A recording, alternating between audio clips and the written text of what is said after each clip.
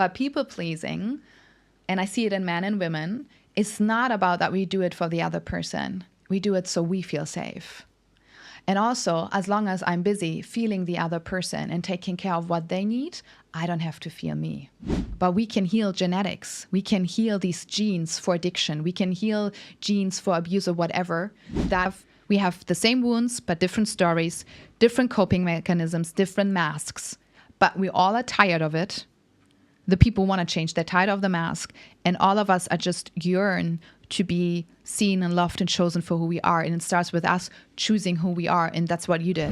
Welcome to another episode of Own Path, where we explore the mindset, the hardships, the strategies of other entrepreneurs, creators, and change makers, so you can apply the lessons to build a healthier, wealthier, and more fulfilling life for yourself. In today's episode, we are talking to Christina Siemoneit, who is an empowerment coach, Theta Healing Teacher, Kundalini Yoga Teacher, and energetic healer with 10 years of experience in the field of self-development and spiritual growth. I have personally taken some sessions with Christina a couple of weeks before this recording, and it was absolutely mind-blowing. Today's topic is healthy relationships. In this episode, we talked about subconscious programming. We talked about how the family that we grew up influences our decisions and choices when it comes to romantic relationships. We also discussed that how we lose ourselves in the process of people pleasing. Besides, we also talked about the fear of feeling our own emotions and how codependency and attachment styles shape our human connections. But before we jump into this episode, please do a big favor and just hit that subscribe button. That allows us to bring on other interesting guests as well in the future, so we can just continue the work that we are doing here. And now to the episode. So from your voice messages, I got the feeling that you are like thinking about this a lot. Yeah, it's present. Yeah. Yeah. So why do you think that this topic came up in the first place? And what does this topic mean to you at all? Well, healthy relationships, for me, we cannot not relate, right? Life is all about relating. Like I relate right now to you, to this moment, to my breath, to whatever. And I feel like it's at the same time the area how I feel, and I see it in the response of my clients and just friends I talk to. We have the least knowing how to do relationships. It's like the least we know, right? We got trained in school about writing and calculation, but nobody trained us how to relate authentically, how to communicate genuinely, that it's safe to show emotions. What is actually a healthy way of a relationship you have with yourself and then with others? So I know these moments when I just said to God, I was like, just download me a manual that I know how to relate, because sometimes I felt very lost. And I still have moments where I feel like a little Bambi, on this journey of like, the more I unravel myself and get to the truth of myself, the more, of course, I feel more clearly what I need in all the relationships, but also where I'm very new. So for me, that topic is so important, and everybody of us have the same desires. It's all about having a partner. When we go down to the basic of humans, right? It's about having a partner we love, abundance, and purpose. So at the core of it, it's always about, I have my purpose, but I don't have the partner. So it's always this, relationships are constantly in our field. And actually, relationships are the core for our illness or wellness. That's my belief. So for me, that's a very dear topic. And I feel that it's one of my paths that I'm going to master in this lifetime for a certain bit. I have no idea. Let me talk to me before I die, and I can tell you how I feel about this.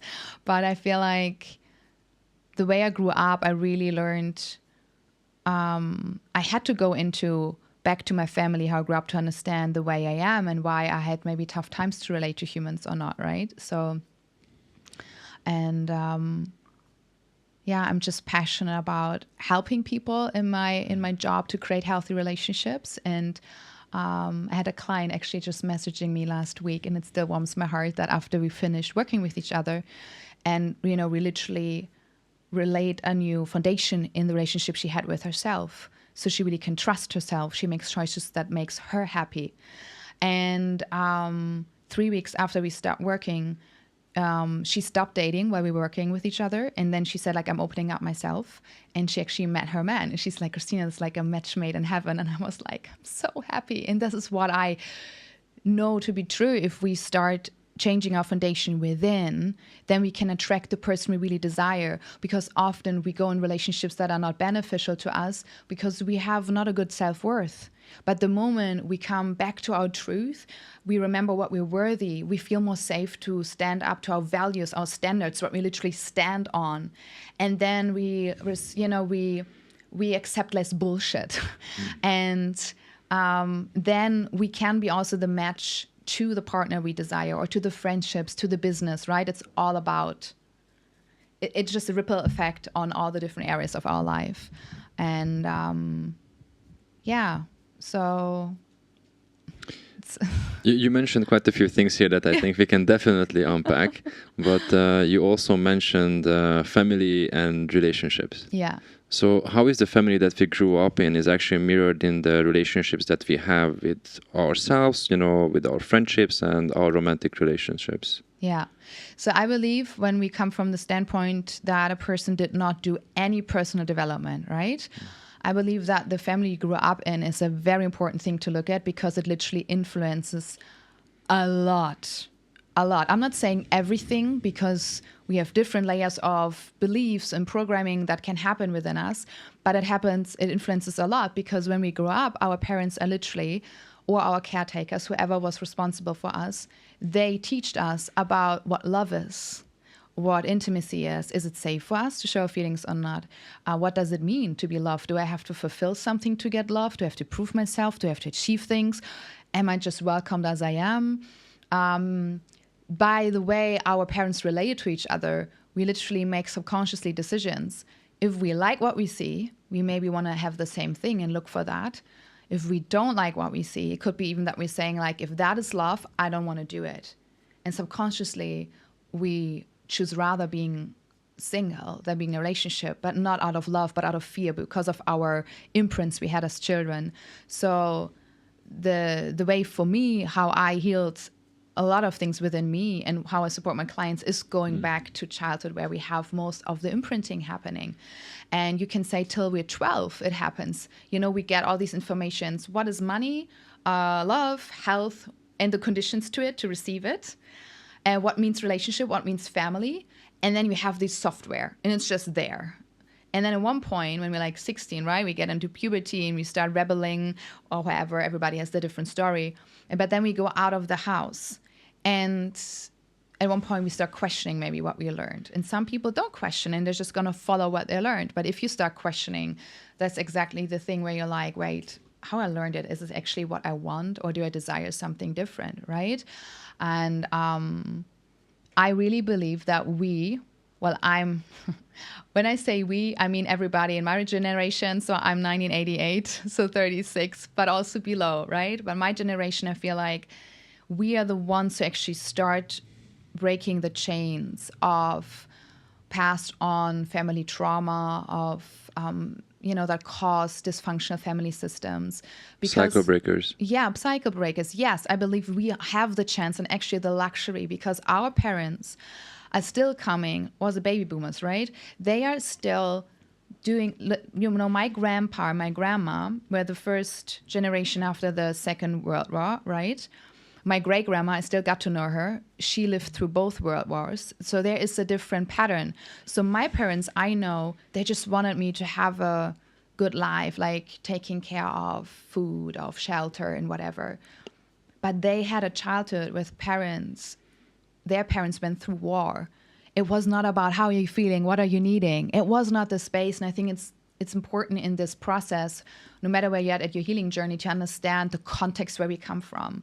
So to not fall into a victim trap or be constantly, blaming others, but also understanding, well, our parents couldn't give us this because they weren't taught. It doesn't mean that what happened to you, or also the pain that I acknowledge did not happen, but to just understand where we're at in the evolution of society, how I see it. And yeah, so I feel like we are the ones who are going to create a new generation if we decide to. And it starts for me with the relationship we have with ourselves, because this is for me the core point. where everything, like a garden, you plant the seed within you, and then you're going to attract other gardens, other universes of friends, partners, business partners that are like, I like what you're growing there. Can we grow together? Yeah. So speaking of the different generations, I also have an example there, because I think in many conversations what came back to me is that sometimes people just kind of like replicate and do the exact same thing in their relationships as they saw it happening in their the family that they grew up in. My parents are exactly the opposite. So again, they grew up in a household. Each of them have a different story.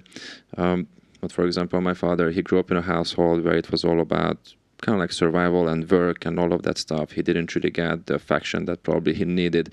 And then for him, it was a lot of work to actually like get out of that kind of cycle and mindset. And the way they grew up as kids, they didn't want to have that kind of experience in our family. So my parents are completely the opposite of what they have experienced or what was an example for them. Right. And I just want to put it out there that I think they did a really good job, and I'm really proud of everything that they have done for us. But at the same time, what I've also learned is that everybody has things that have been influencing them in their life that happened to them in their childhood, right? So regardless of how well those parents were trying to raise that kid, there's always something that happens. So I just would like to steer back to the original question, which was what would be the different kind of examples of how we grew up in the family, how those experiences actually impact, let's say, our choices when it comes to romantic relationships. Would you have a couple of examples? Yeah, sure. I just would like to add something, because you spoke about a very important point, and that is something we humans have in us. Every generation says, I'm going to do it better. Every generation will correct. It's just important that we don't overcorrect. And for example, let's say, example number one, parents would be grown up in a household with no emotional presence or love. So then they get a child and they're like super helicopter style. What do you need? Is everything okay? Can you do this? Can you do that? The problem is if they overcorrect in that way, that they smother the child so much that the child actually subconsciously gets the message, I can't trust myself. Because if constantly the parents make the choices for the child, or be like, stop, no, don't do this, don't you go too far, don't do this, it doesn't learn to self-trust. And it's an important part that mother or father also let go. But maybe they want to just let the child feel so loved and safe, how they never felt, that they don't have the radar in themselves, like, wait a minute, I also need my child to have their own experience. So a child, for example, who would be having this helicopter families could develop no sense of self-trust, no self-confidence, and then maybe feels like they always need somebody else to give them direction. So maybe they're gonna find partners who love to take the lead, but they don't, maybe they go even in the direction of like, I do what you say, you decide, it's okay. Because they never felt when they were children that they had the space to make their own choices. Or they learned at one point to not trust themselves, right? So if somebody would ask you then in a day, what do you want to do? Well, what do you want to do? Then it almost can go into... Oh, it actually happens so often. Yes, so it's this fear of speaking what you want because you, for example, could not have the space in your childhood to explore that.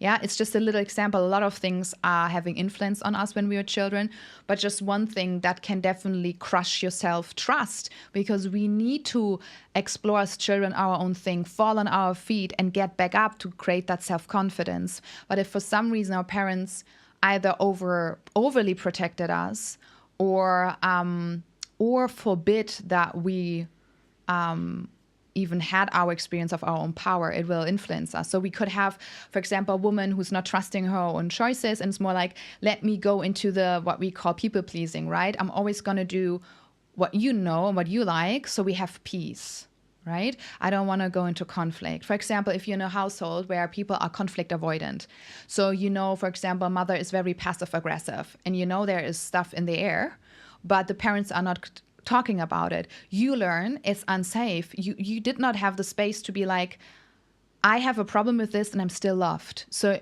we create, and I know this from my own experience, I had this deep, deep fear of conflict. So I know from my own hand what people pleasing means like. And it is like an addictive pattern because it's a trauma response of like, as long as you're happy, I'm safe. And the fun thing is we think people pleasing is about always making the other person happy. It's not really, and that's maybe not a nice pill to swallow, but people pleasing, and I see it in men and women, it's not about that we do it for the other person. We do it so we feel safe. And also, as long as I'm busy feeling the other person and taking care of what they need, I don't have to feel me. So every pattern we have is serving us. And that is a very deep thing about people pleasing, what boils down to that for some different reasons, when you were a child, you got the message of it's not safe to be you, or it's wrong to be you, or you too much. Anything where you feel very scared of being you. And I think we all have that in different stories. But this wound, right? 10 years I'm doing this work, I see that wound coming again and again. And I think that's the core we need to heal. It's not safe to be me. And to understand the different stories, how this got created. Yeah. But this, for example, I just take my example. So I felt like I created the story from the experiences that I had, that I was some way wrong as I am. Or I was too much. Like there was always this feeling of too much. So I literally repressed my own emotions or my anger, and I fought myself. And I felt like the only way I have a place and people will love me and I belong is really making sure they're happy.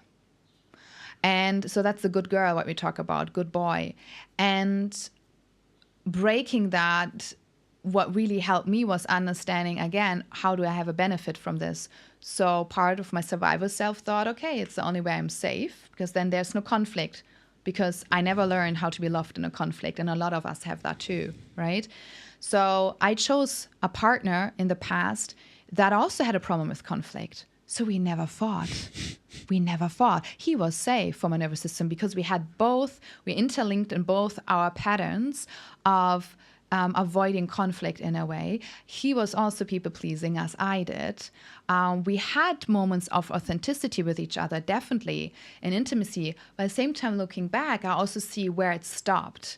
Because, and that always comes back to, as long as I was busy feeling the other people, I did not have to feel myself. And I think that's a huge aha moment maybe for people who know, hey, I think like I do this people-pleasing thing, that I always look that others are happy. Sit with it and really be honest. What would happen if you don't spend all this time anymore tuning into the man or the woman, what they need? You would suddenly have time to feel yourself. And that's what we're scared of. Because if we develop through either a helicopter, it's just an example, there's so many different ways, or the message of like when you got punished because you were in your power. And both ways you can get the message, it's not safe to be me. What happens is I split parts off of myself and I don't know how to feel myself. I can actually develop fear of feeling myself. I had no idea how to, deal with all my emotions. So it's literally, you feel like you're scared of your own emotions. I see that with my path and also clients in my one-on-ones. It's like, there are no monsters in us, but if we never had a safe space where somebody helped us to move through it, we're scared of ourselves. So it's actually a protection mechanism to be constantly focused on somebody else. And that is an interesting pill to swallow and be like, oh God. And a very important thing to understand that no matter when you talk about relationships, when you have addictions, codependencies, people-pleasing, there's always a secondary gain for part in you. And even if you feel like a victim to certain patterns, you're not. You can break it. You just need to understand that this happens out of conditioning from family systems, and it still has a protection mechanism for your subconscious mind, for parts in you that believe this is the only way you can relate in a safe way. You said something very interesting, that people are so focused on pleasing the other person that they avoid feeling themselves. Is this also how someone can lose themselves, their true selves, in a relationship? 100%. How does that happen? So I love that you ask that, because that's also a common topic that I see with the people in my life. And I know it too, because when you talk about codependency, what for me is a good example of losing yourself in relationships. So what did you learn about love? Did you feel like the moment you're in a relationship with somebody, it's just about them? Look back at your childhood. Did you have space, or did you feel like you had to constantly please your mom or your dad? Or did you feel like you didn't want to take up space, right? Did you ever had the experience it was okay for you to have emotions for your own needs? If you did not develop that when you were little, meaning, let's go to the extent of you had no space to create your own sense of self. And that can happen a lot. So when you are in a dynamic in the family where you did not have a space to understand, who am I in this relationship? Yeah? Then how do you know who you are when you are in a relationship later on with an adult? It's still your inner child has no clue who he is. And as an adult, suddenly you have a clue, you don't have a clue. We lose ourselves, how I see it, in relationships when we enter relationships, first of all, from the place of maybe you're in love, but definitely they're going to be a part in you. Again, it's my experience, take it or leave it, right? But I feel like the moment we lose ourselves is because part of us searches something in the other we don't have in ourselves, we are not connected to.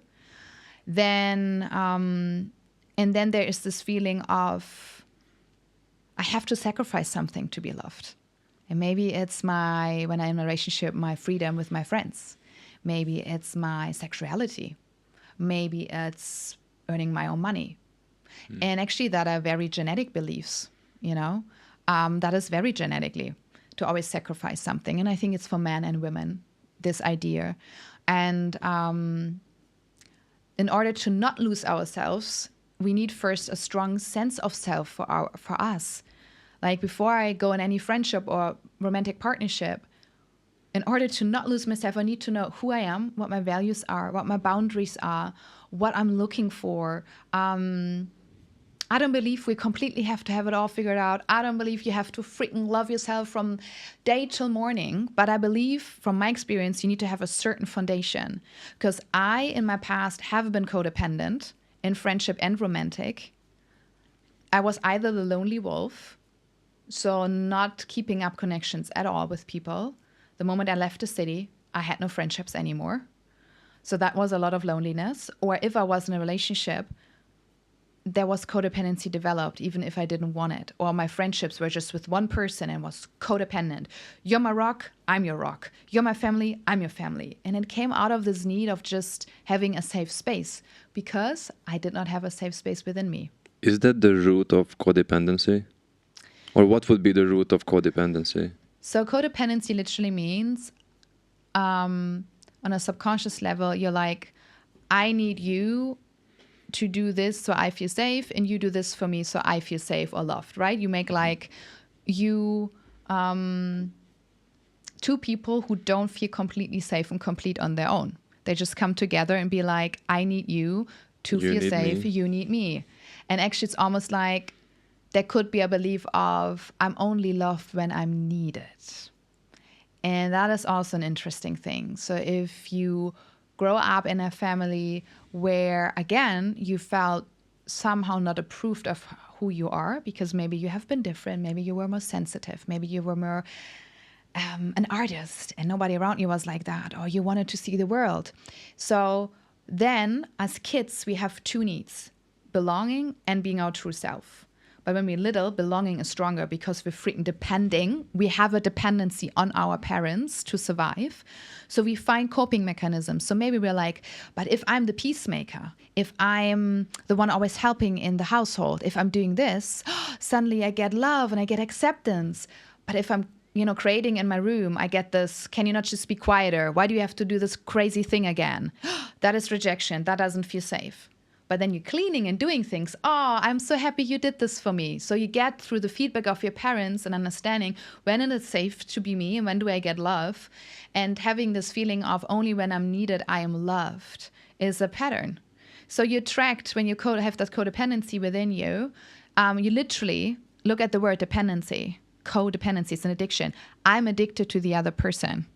I need somebody to fulfill that space, right? It can go that way. I need that in a way, and they need me. So we feel safe together, because alone, I don't really feel safe. And so you attract people who have the same, so you mesh with each other, right? So another person who's like, yeah, I love to adapt. Let's just create our little bubble. But two people will lose themselves, because what my experience is that it comes down to you did not learn when you were little that it's safe to be authentically you, to have your own boundaries and your virtues, maybe be different than your parents and be accepted in that, and being loved for who you are instead of your achievement or how you're helping, or right. So that can definitely influence how you choose a partner. So if you come from this, I'm only loved if I'm needed, because you literally don't feel in yourself that you're lovable without this. And there would come, as a woman, a guy who's like, I don't need anything from you. I choose you for you. The system could go like, what? No. Because there's still part in you that is scared to meet yourself. It's like, no, why don't you need me? Like, what's happening? No, he will leave me. If he doesn't, that's another thing. If he will not need me, he will leave me. The codependency is because we need each other. We're going to stay with each other. Nobody will leave. Do you know what I mean? We both need each other, so nobody will leave. But if two healthy, whole humans come together, it's like, I know I don't need you, but I choose you. And that is, for me, such a different energy. Same with friendships. I don't need you, but I choose you because you enrich my life, because I know I would love to grow with you. That comes from a very, very different background. It's from a choice and not from a lack that wants to be fulfilled. And yeah, does that make sense? Oh, totally. Okay. And when you say that, it also it gets me thinking when somebody says that I need you. It immediately creates that kind of expectation, and you put that expectation on the person that, like, they need to do something so I can feel whole, and vice versa. And I can feel that person is putting that kind of expectation on me, that I need to do something to make her feel whole, right? And every single time when you set expectations, you are pretty much setting up yourself for disappointment, especially when you are not a full cup yourself. So it raises the question, how can we remain our full selves? While in relationship? While in relationships, or just in life in general. So for me, that goes back to being aware of yourself, to really know yourself, know thyself, right? This beautiful phrase, know thyself. So look at the word relationship. It's a ship where you're together. If you have no clue what's going on your own ship, how can you steer with somebody together a new ship? So in order to keep who you are, you need to first get to know yourself and be okay with being alone, I would say.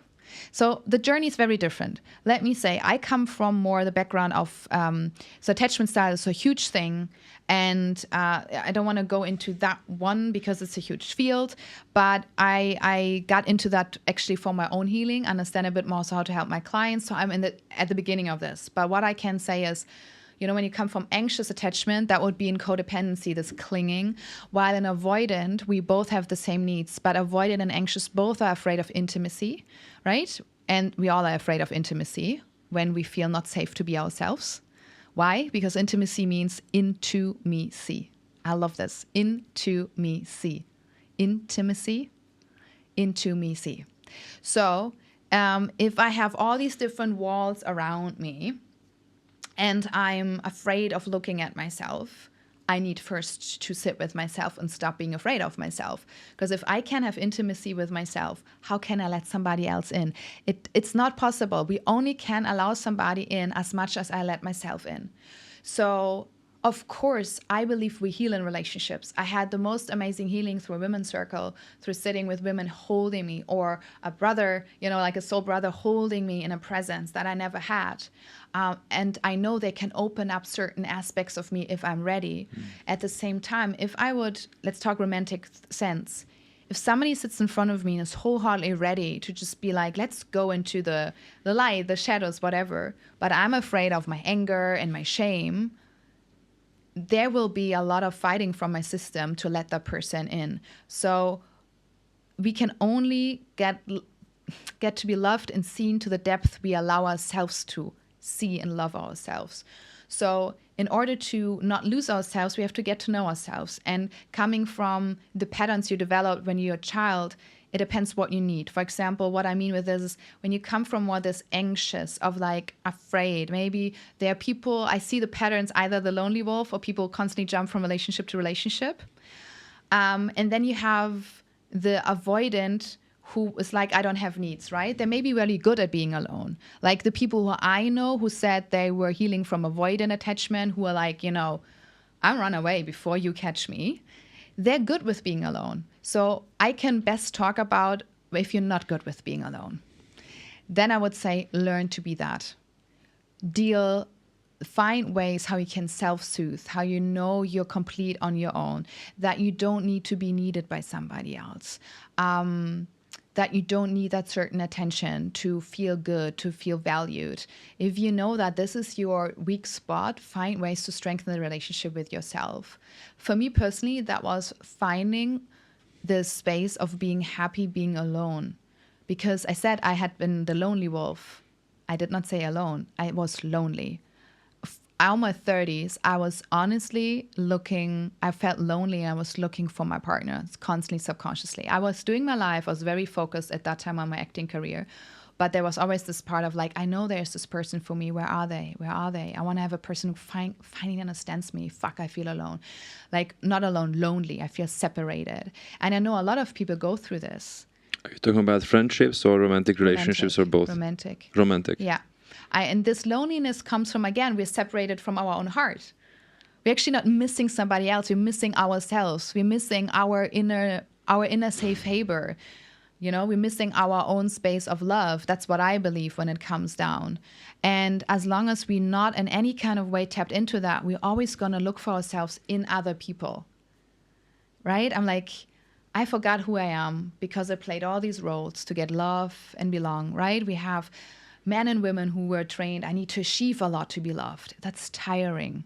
I need to please everybody to be loved. That's fucking tiring. I need to, give up my freedom. We all have these interesting things we develop. What I see, we all have masks. And the only thing we like is just dropping them and just be us and be chosen for us. But in order to do that, we need to come back to us. And that has to do for me with personal development, going into subconscious mind healing, do breathwork, sound healing. I don't care what it is, but find a way to come back to your world. So you understand what's happening in your ship. Like what's really going on, right? If I don't know that, how can anybody relate to me? A very smart friend of mine shared this with me, that what you have in your life is what your subconscious mirrors what's safe. And so what are the things we can do in order to work on our subconscious and also truly understand ourselves and our identity, how it was shaped? Like, how can we unshape what has already been shaped before? Mm-hmm. So for me, awareness is the first key, right? Because what we're aware of, we can start bringing in change. So the first thing is that you need to understand the stories that you created over love. And there are so basic things like start to journal. Looking at my childhood, looking at the relationship with my father, what did I learn about man? What a man is. What the relationship with my woman, what did I learn? Just start journaling and write down what comes up. When you have siblings, what did I learn about my place in the family, for example, right? If you're the older brother, sister, or the younger, or the middle child, there are different imprints that happened. Start journaling about it. What did I learn by watching at my parents about sex? Have they been friendly with each other? Were they open, or was it completely a shameful topic? And then look at your own self and be like, okay, how am I with my sexuality? How do I look myself as a woman or man? So that's the first thing. You can just very simple start writing out what you experience and get some sense. Yeah, so basic thing. And yes, if you want to understand what's in your subconscious mind, and do we have to actually go just for some sentences what the subconscious mind is in or not? Because that's my question now. Do we want to elaborate the subconscious mind, or do you think it's known? People know what it's about. Do you think people know about it? I don't think everybody does, though. I already know because you told me about it, but maybe we can briefly touch on that topic so we can actually dive a bit deeper into some of those subsegments. Yes, we need to understand. Okay, so we have the, let's say, the divine consciousness. Some people call it super consciousness, our consciousness, and our subconscious. The subconscious, you can understand, it's like the software where we get programmed in our identity. So when you come as an energy, so this is my worldview, okay? We're souls in a human experience. You have maybe your own worldview. But the thing is, the moment you're in the womb with your mother, the programming starts. You sense your environment and everything. So we get programmed about what is safe and unsafe in this period from 0 till 6 a lot. Because we're in a certain brainwave where we're super receptive, we don't have filters, and whatever we experienced will teach us about life, okay? And it's stored in the subconscious mind. It's like a software. So again, for example, if you're 2 and you were crying in your little crib and nobody came, maybe you stopped crying and you learned, it doesn't matter that I have needs, nobody will hear me. That will influence your life. So you will maybe stop. You will not talk about your desires anymore. You're going to be this beautiful adult who says, I don't have needs, I'm good. I'm sorry for interrupting in the middle of the answer, but just I would like to have a follow-up question on that, what you just said. Yeah. So how does someone know what's the right thing to do? Like, what's the right balance? Because let's say that some parents choose to always be there, the baby cries, always there, soothing, creating a comfortable environment, all of that. But then, if I understood it logically, is that then that kid is also going to feel that there's always going to be someone who is going to be there and support, and everything is going to be taken care of, versus letting that kid to cry, and then the kid is going to develop that belief that, oh, like my needs are not appreciated or not important and are not met. So how can someone choose, like how often, let's say, go to that kid and help them? Yeah, so I just want to make clear that when a baby would cry, nobody comes, not every baby will have the story of I'm not important with my needs. Okay. Every soul, every human has a different regarding how we experience that. Okay. It's the same when it comes to trauma or abuse. It's very individual. For some, when we're little, somebody looked at us and it feels like an abuse. Other got literally physically hurt and it was not for them abuse. That's a very different topic and it has a lot of nuances. I just gave one example. When it comes to parenthood, I'm not a mother yet. So what I'm just feeling is, and when I talk to mothers who are very conscious, then I feel it's about, and fathers, but I talked more to mothers, it's this tuning in and actually helping the child to regulate itself, right? So first of all, I think it's about the soul connection and the heart connection you have with the baby. And then what I'm seeing is that the idea is that when we are little, from 0 to 7, our parents are our mirror. They show us how to co-regulate our emotions. We don't know how to do this. This is where a lot of developmental trauma for all of us are happening because the parents did not know how to say, okay, you have anger, let's take a stick and get this out. What's going on? And giving that kid an empowerment tool, right? We are now reading books. I'm going to read a book. I know if I'm pregnant, I'm going to read a book on how to do these things, okay? And I'm sure I'm not a perfect human. I will make my own mistakes. I will just come with a different intention of helping my child. It's not about that I'm happy probably as a mom, but that I help my child to regulate itself, right? So I think it's more about the approach, and our parents did our best. You raise a good question because they did their best from their knowledge. But just understanding that when we come to subconscious mind, it's the software that programs and has the beliefs about who we are, what is safe to do, not to do.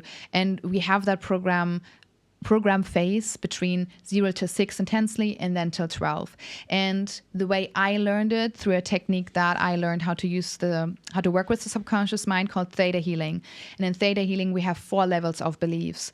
So I think it's important to mention because every modality is different. So we have not just our now life, we also have genetic. It's actually scientifically proven that in our blood, we have up to 7 generations to the back.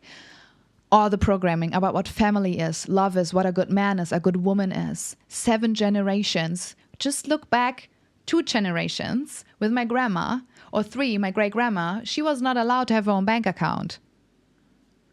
That is still in my DNA. And for you as a man, you have the memories of war you can have in your blood, or all the struggle of providing, or whatever went down with that.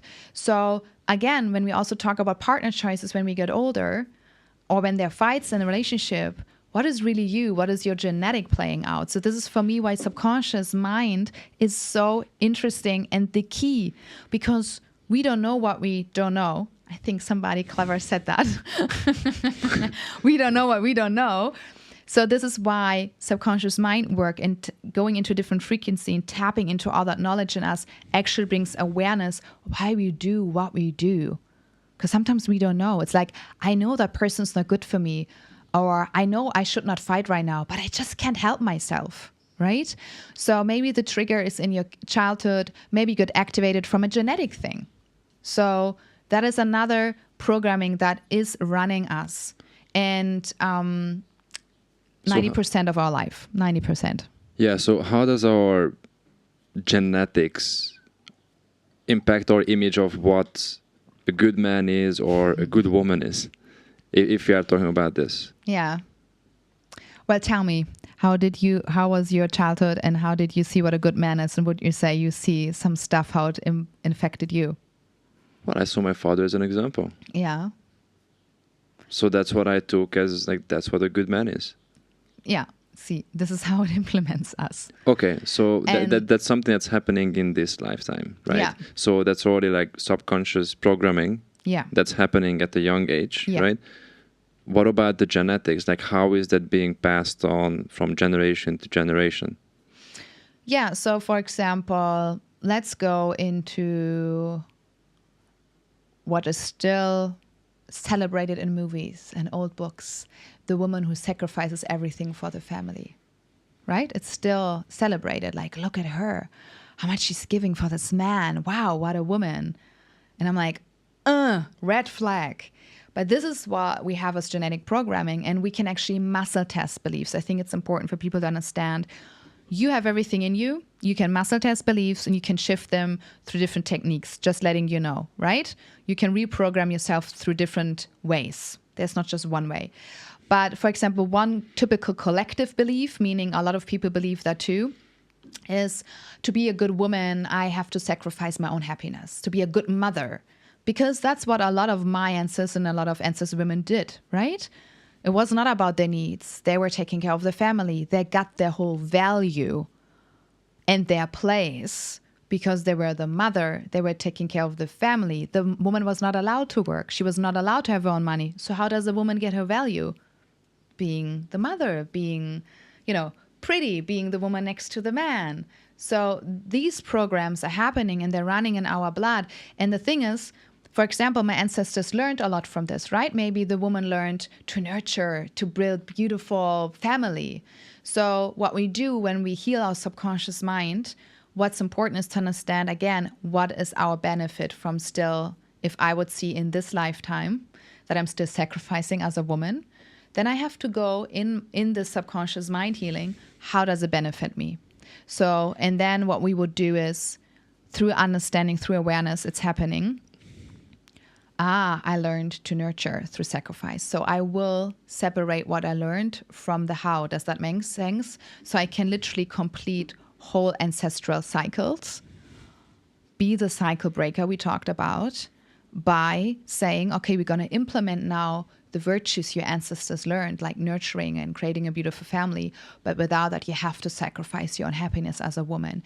And this is where deep shift happens, right? In the work that I'm doing. Because we're extracting the good why we chose our DNA, why we chose our family. We didn't choose our family for all the bullshit. We chose them because they are lessons, but they're also gifts. And just because maybe my mother, my father, my grandparents were not working with their healing and psychic gifts, doesn't mean they didn't have them. I know my parents are amazingly gifted helping people, and I know I could tap into that, and I'm using it now, right? And I think that's so important to understand. You're not burdened by your ancestor line. If you're a cycle breaker, beautiful, but understand that you don't have to carry their pain to be a cycle breaker. You're a cycle breaker because you say, with me, the pain stops. That's what we need to do. And this is what, for me, where you have to commit to your own path and find your own way that speaks to you, your healing way.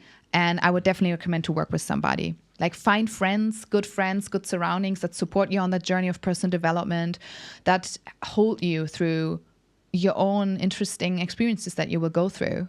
When you discover how much you think you are you is not you, but maybe the genetic, right? If, let's say, culturally very interesting. So Germany, we're very, right? It's like in the world, oh, you're so intelligent and you're on time and la, la, la. So yes, it's a beautiful thing. Then you have the culture of Italy. Well, maybe they're very passionate. Beautiful. But these things get passed on. I had a client from, I think it was Spain. And she had that belief in her DNA, just as an example to make it more tangible. If you fight, that means passion. And that was in her genetic line, because it's Spain, it's culture. Of course we're going to fight. That means I love you.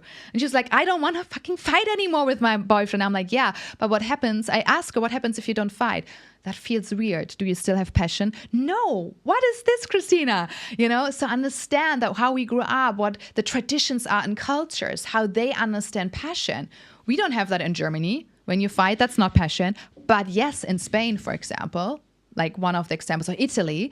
So what we do then is we need to teach ourselves that passion has nothing to do with fighting. And this is also how we break cycles, right? You can have passion, but you don't have to fight for that. Does that make sense? How stuff can be connected and stories we tell ourselves. So there are all different ways we're influenced about what passion, love, sexuality, marriage, partnership is. But going back to the genes, that how that information is being passed on. So if I get this right, what you are saying is that not only our genes don't only carry the information of like our body that's being passed on to the next generation, but also our subconscious beliefs and programming. Yeah. So let's say if I have a certain belief about a topic or about myself or about men or women, then that belief is going to be passed to my kid. Yes, this is why it's so important to do this work, because when you heal the subconscious mind, we heal 7 generations back, but also 7 generations to the future. How does that happen? So we come down to the spiritual realm, right? It is just, how can you explain energetics, relatable? So the way I work is quantum. So time is an illusion. What just means if I carry 7 generations in my blood, that means the next 7 generations after me will carry what I have in me. If I carry 7 generations back, what they could scientifically proven, that means the next 7 generations after me, I'm planting the seed right now. That's huge. And just understand, when you think about, did you know that the egg where we get created in the womb, my egg, in which I was born in my mom, that egg was created in the womb of my great-great-grandma. Because the moment we are created as babies, when we are female, we have already all the ovaries that, all the eggs that possibly we can carry a baby, we already have set when we're an embryo. This get created in the womb. Like literally, if I'm going to be a girl, all the sets of possible eggs or possibilities will be created there. And so that means the egg my mom was born in was created in the embryo of my grandma. And my grandma was in the belly of my great-grandma. right? Because my grandma was created as a baby, as a woman. All her eggs were created. And in one of these eggs, my mom was born. So the egg my mom chose to be born in was influenced by the womb of my great grandma. Everything that happened at that time. And my great grandma lived in the, 19th century, like 18 something she was born. So just imagine what happened at that time influenced that egg. In one of these eggs, my mom was born. So she had all the imprints. So a lot of things I do is also in the womb, the healing in the womb. Stuff we took on that was not ours. I have goosebumps. So just understand that how generations carry, and we carry the gifts, but we sometimes carry also old energies. So when we do this healing, what I love is that we do this for the next 7 generations. And a lot of us have, I don't know about you, but I know I have substance abuse in my genetic line, right? I don't know about you. Do you have alcohol abuse in your genetic line? Or people? Definitely. Yeah. Why? Because think about this. War was a huge trauma. Did the man ever had time to process it? No. Are you then scared of what you feel inside? Probably. Do you want to numb or run away? Yes. So I understand why that happened. But we can heal genetics. We can heal these genes for addiction. We can heal genes for abuse or whatever that got created. Yeah. So that's why I'm passionate about this work, because we're not just healing our lives, we're healing everybody who comes after us. So yeah. Talking about partner choice, talking about romantic partner choice, what is your standard? Because that person will give you DNA. How aware are they? Talking about when you ask, how can you be a full person, right? So yes, being a full person is also, are you aware of yourself? As I said, the boundaries, the values, the virtues, and then how are you carrying yourself? What is your awareness? I think that's so important, because who you're mating with, you're going to create a whole new generation of people. It perfectly leads to my next question: is that how do we know what our subconscious thinks about men and women? Mm-hmm. So again, I told you before, you can start journaling, right? First of all, what you learned when you were growing up. But that's conscious, no? No, when you first understand. When I was, for example, you were writing, I saw my mom being constantly, let's say a woman would constantly see her mom being in the kitchen and being like the nice woman. So I learned about a woman, she has to be nice. And then maybe you're writing, but I decided I don't want to be that. So she's like a tough, cool, strong woman, but not really nurturing, right? Because she learned a woman is the weak person in the family. What also is a cool exercise is, can you just hold up a pen of paper? Because actually it's perfect, the paper too. Yeah, in the camera. So you just take a piece of paper. Maybe you can demonstrate it. In the middle, you're going to write, take a word. You want to understand what your subconscious holds. Any word. Yeah. Is it love, man, woman, sex? Just write something you would love to get into now. We do it live. What is it? Self. Okay. Make a circle around it. What does self mean to you? What does it mean to you, self? Ooh. Because self is very, like man is very clear. What is self? Because that could mean a lot. What do you mean, your own identity? Your own identity? Yeah. How you feel about yourself? You want to get more understanding of what you believe about yourself? Oh, you're asking what is it that I would like to explore more within this topic? Yes, because I thought that you were asking like, what does self mean? No. Okay. I want you to write something in the middle you want to do an inquiry about now, because I'm going to go with you through this exercise. So maybe you take love, man, woman, marriage. Take something with this topic. Sex, you can also do whatever you feel comfortable sharing. Marriage is very interesting too. Friendship. Okay, good. So you take friendship. So, and if you want to inquire something else, you would take this as Adam did it and put in the middle, for example, I want to know what my subconscious thinks about man or marriage. So now what I ask you to do is, in a clockwise direction, you're just going to float around and write everything that comes to your mind. We start with the conscious mind, and then the more you write, you're going to go into the subconscious mind. So just... Oh, it happens naturally. Yes. But you're going to go clockwise in a circle, and you don't think. So I'm going to just be quiet. You're going to look at the word friendship, and just the first things that come up, you start writing, and you keep on writing. And don't judge it clockwise around the thingy.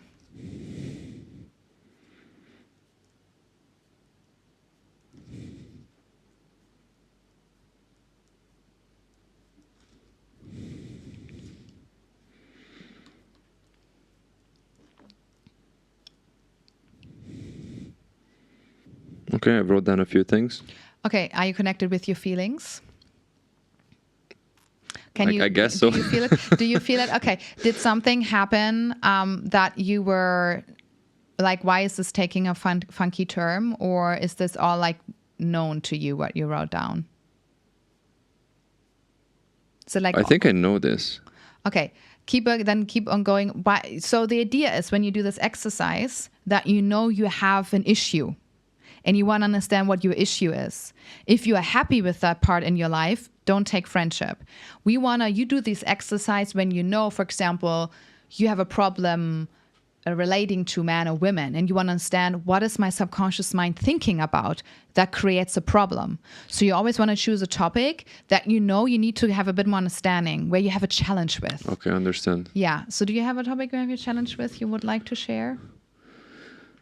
I do have a bit of a challenge with this one. With friendship?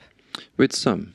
Okay, so then I would love that you do another round till you feel like, oh, now comes a different angle, and allow just to see what's just coming. Okay. And no judgment, and it's okay if it takes a complete different turn. Doesn't have to be related one word after the other.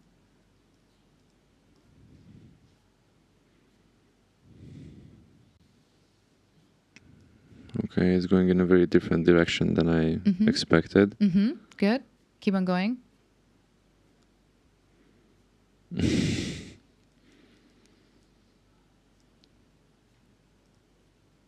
Okay, I'm going to stop here. Yeah. Do you feel safe to share what happened in your circle? That you just read out loud from the beginning? We can always cut it out if you yes? want. Okay. So, yeah, I just started noting down the things that I appreciate in friendships. Just read it. If it's cool for you, just read out the whole thing. Yeah, I'm going to go in order. Okay, perfect. So I put loyalty, support, honesty, celebration, fun, caring. Then suddenly it took a very negative turn. Betrayal, hurt, disappointment. Am I the problem? Wow. Okay. What comes up for you when you see that? Fear. Do you feel like you dropped deeper while you were writing? You're like, whoa, what's happening? Definitely. That's your subconscious mind starting to talk. And I could feel betrayal in the air when you start going deeper. And that is in friendships or, let's say, relationships, a big topic, right? Betrayal. But what's also interesting is that you said, am I the problem? So you already see your subconscious questioning. mind is bringing, if there's an issue, maybe it's me. Yeah. And that is a pattern too we somehow developed for whatever reason.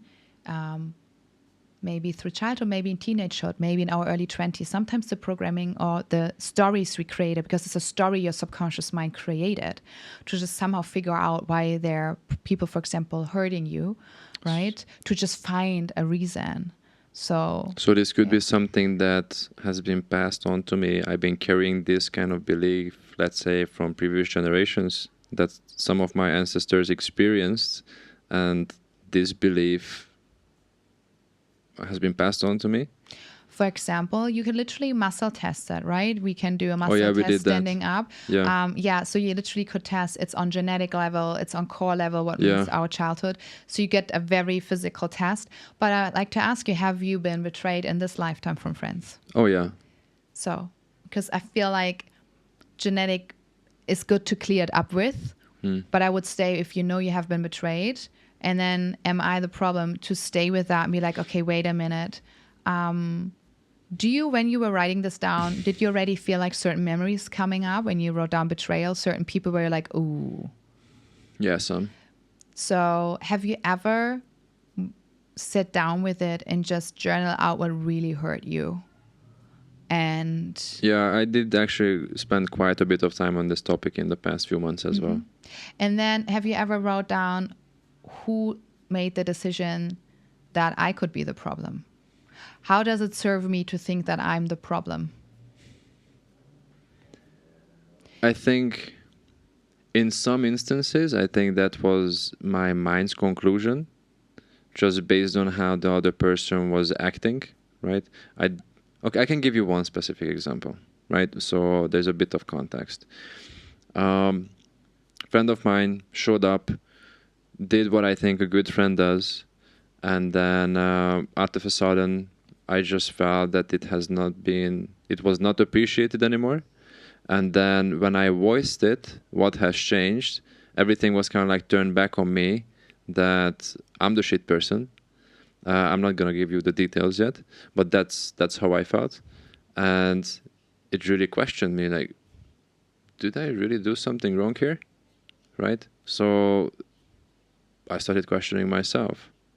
And I do know that this is kind of like present in some of my current friendships as well, not in an extent that that's what's going to happen, but I think that kind of fear that I have is that I have this friend and I value this person a lot. And I love the connection that we have.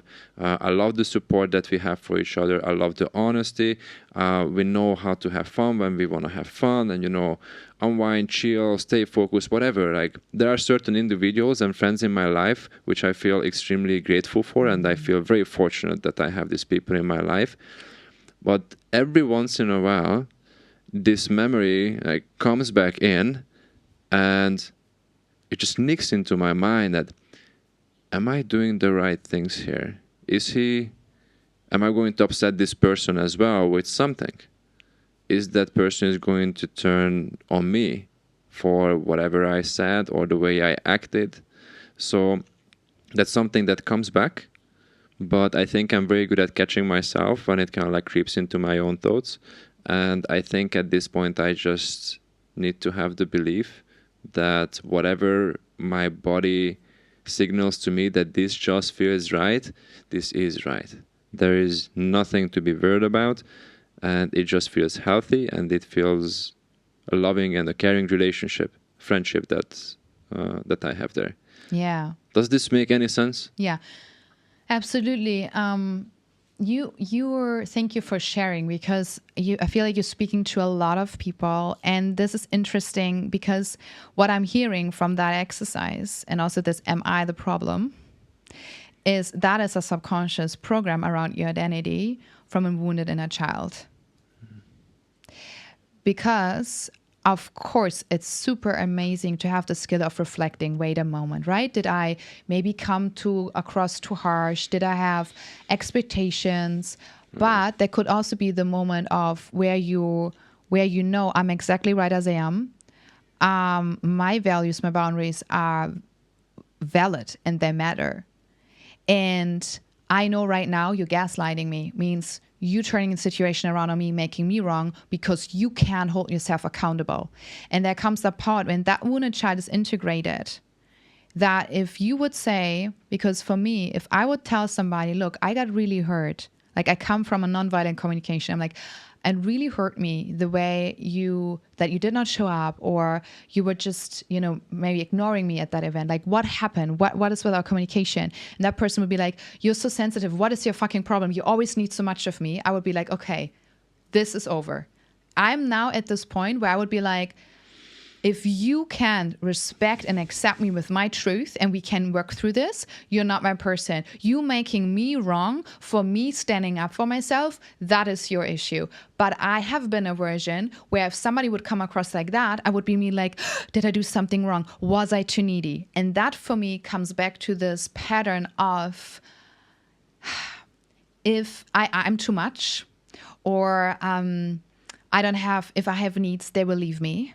Again, it's about them. I was too much about me, right? This thing of the fear of taking up too much space or being needy, because that could, let me lose people.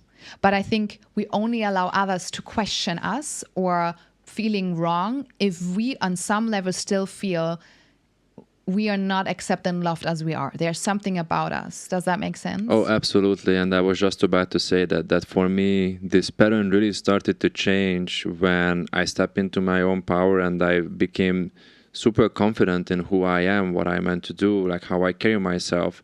And I just stopped giving a fuck about those kind of things, meaning that I have my boundaries. I know who I am. I know what I want a friendship to look like. If somebody doesn't fall into that category, that's okay.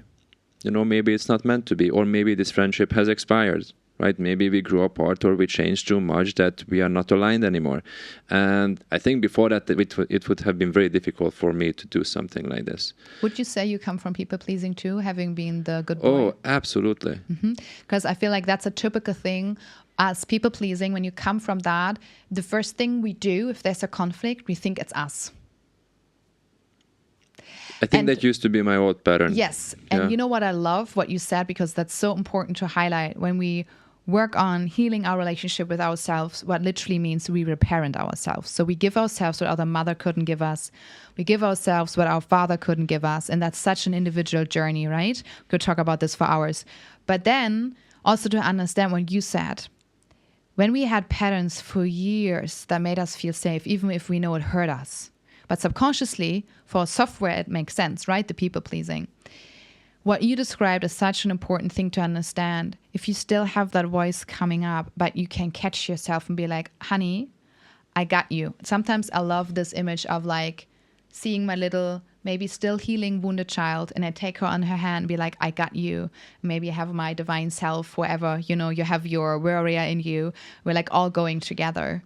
So it's not about being perfectly healed, but really understanding how to navigate through things and creating that, what you said, the strong sense of self, of confidence, of this part in me that got my own back. So when hurt parts come up again, because it can happen, they don't take over, but I can literally navigate from the inside out. And I feel like that is the key, what you asked in the beginning, to not lose ourselves in relationships. Or even if we feel like we're doing it, we can be like, wait, I need to tell you something. I feel like I'm going into the moment I could lose myself. Can we talk about this? I just need to hear me out, or I just need you to listen to me, right? It's about this daring to be us and having the courage to a new level of intimacy that I can see me where I'm going into my red flag. I can see me where I'm in my shadow, and allowing, for example, a romantic partner to see me, or also being open and be like, okay, honey, we're dating, this gets serious or whatever. And at one point telling them, look, I have certain soft spots I'm still healing. So I need you to be aware of that. I think that is very amazing. I think that's a huge gift. It's not about that we're weak. It's about really having that awareness of like, I'm not there yet. I don't put the responsibility on you to heal me, but I want you to understand that these and these things, for example, trigger me, right? And that comes again from knowing ourselves more. And especially with the people pleasing, because you mentioned it, I feel like it's very present. We're used to constantly having people in our space. Again, learning to be alone, for me, was such a game changer. And developing my personal relationship, and I think that's my belief, with the divine. And you can call it whatever you want. I will say God, but this is, and for me, it's inside me. It's that space where in each breath, I know I'm so loved as I am. And that is the space when I feel so disconnected or lost, because I still have moments, I'm human, it can happen. Or if I doubt myself, or I'm getting scared, or let's say any kind of pattern of people pleasing pops up, I have that spot where I'm like, okay, I got myself. And I feel like we all need to have that coming back home in us, to that knowing we are not this body. We come from love, we are love, and we have that energy that nurtures us. Because I believe, and that's, again, everybody has relationship different. But for me, that is the most important thing, is my relationship with this spirit. Because then I can show up more authentically. Because nobody, and that's my belief, no human will ever know me as well as spirit, because that energy created me. I'm working with this energy for 10 years, and it brings me to tears how I have no idea of a human, but through this grace and compassion of spirit, I can understand the person, they feel seen, and they heal so much deep shit in not so much time, and they come back to who they are and can attract what they really want. Like, that fills my heart. And I just know that that energy, if we remember that we are part of it, will help us so much. And everybody will have a different connection. Maybe it's for you the universe or Mother Earth or the animals, but there is that energy. I really believe that needs to be our first relationship, because then we have this, I know there's one thing in me that always got my back. And I'm not just this human experience. I have that experience, but I'm not that. And for me, that's important when I relate with friends or when we come into a romantic partnership. Like having, and again, we come to standards and values. For me, spirituality is huge. This belief of moving through grace and with faith. I know, for example, for me, I can only be with a man who has his own connection, right? Because if I have a man with me who doesn't know what prayer is or doesn't believe in it, or any kind of idea of surrendering to a higher consciousness, for example, to move through challenges in relationships, right? Or that for me would be an issue. And it's okay to have that standards. Yes, it will filter out some people, but it's okay. Otherwise, I would not be happy. But believe me who I'm sitting here, I wasn't the way I was 1 year ago. Not at all.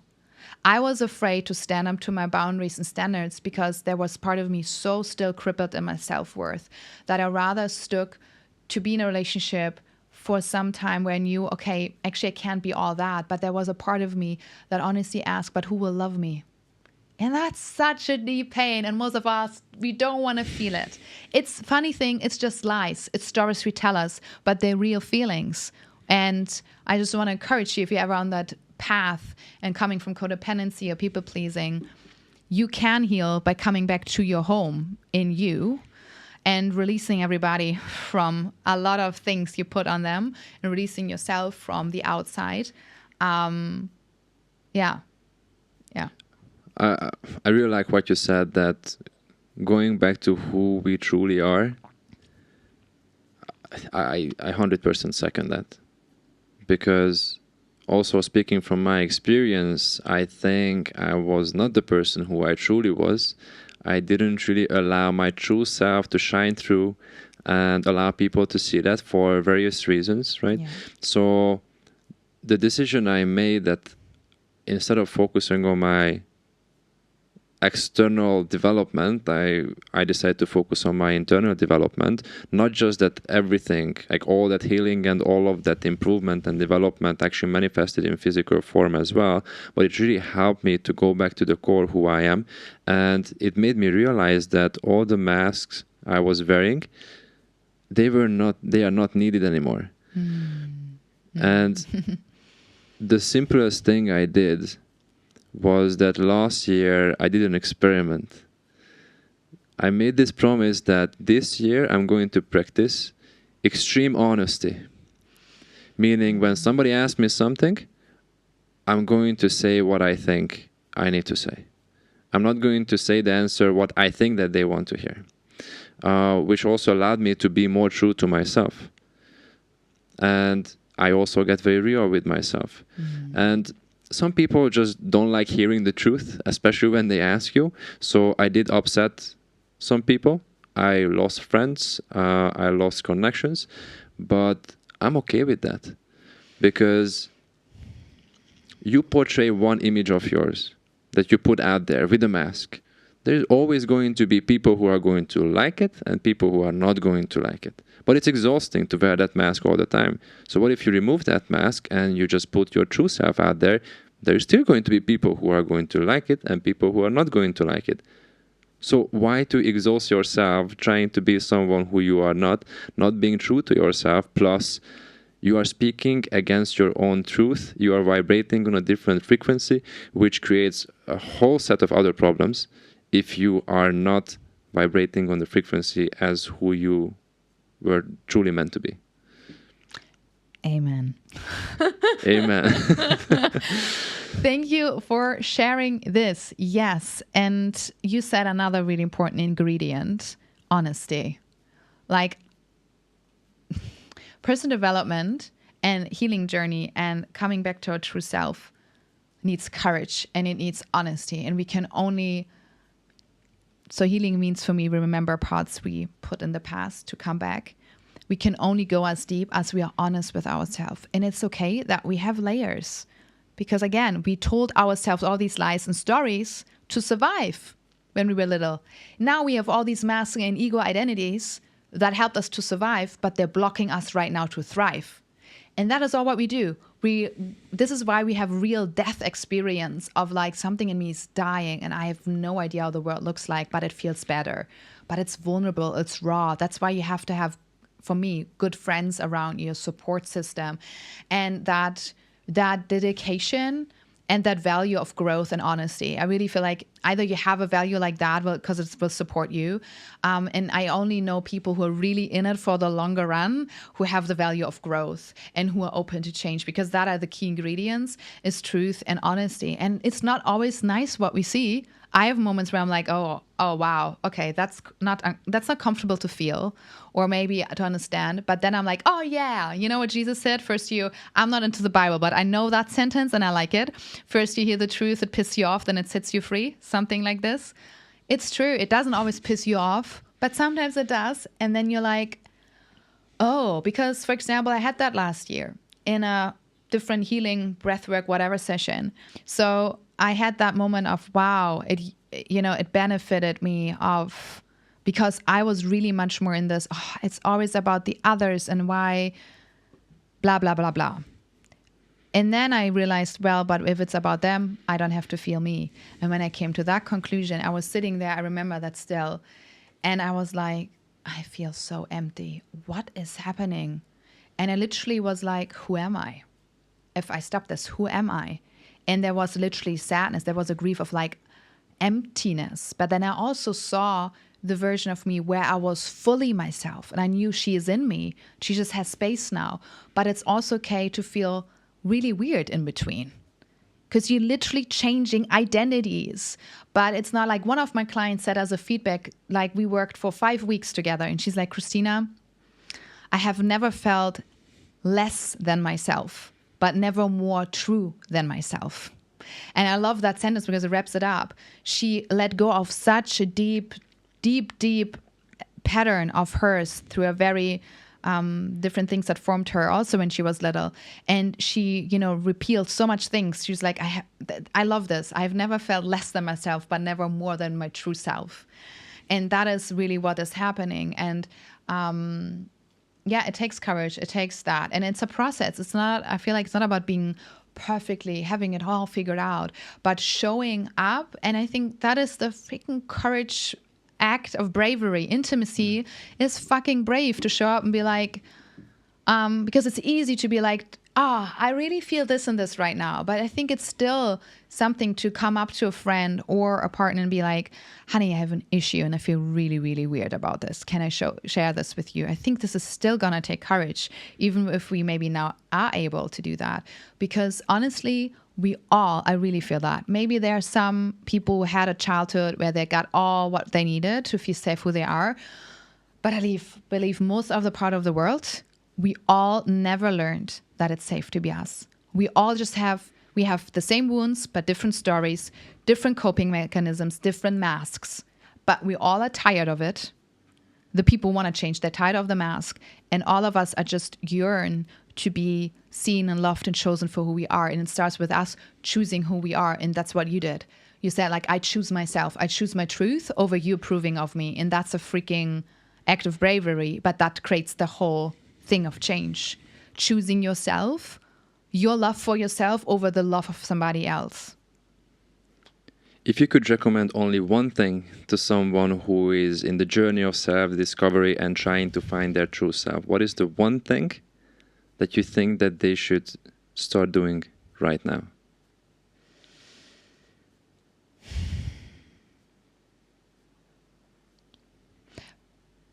Okay, what comes is find a space once a day to be quiet with yourself.